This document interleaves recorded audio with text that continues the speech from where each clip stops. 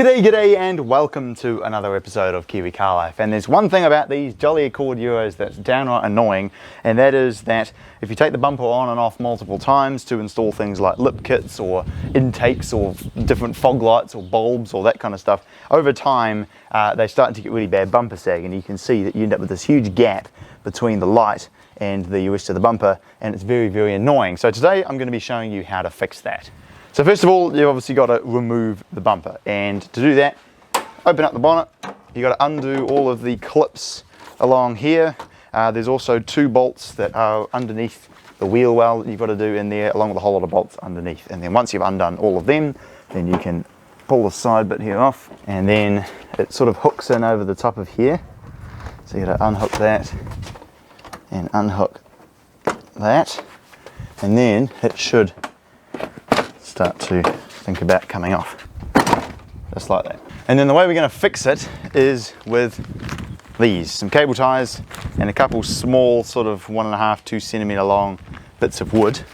And basically what you can do is put them in here. So this is the bracket that supports the bumper. It sort of fits into all of these little holes here.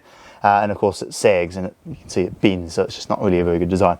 So by putting a little bit of wood under here, then it'll hold it up and prevent some of that bumper sag. Now, to get these to stay here, what I've found is best is if you get a couple of cable ties, put them together so that you have two of them, and then put it through this hole in the bumper. Get this around the bit of wood, and obviously you can't see it, so it doesn't really matter how it looks, as long as it sort of holds it all in there nicely. And then that should support your bumper a lot better. And then the other thing is to just undo this bolt on the end here, like so,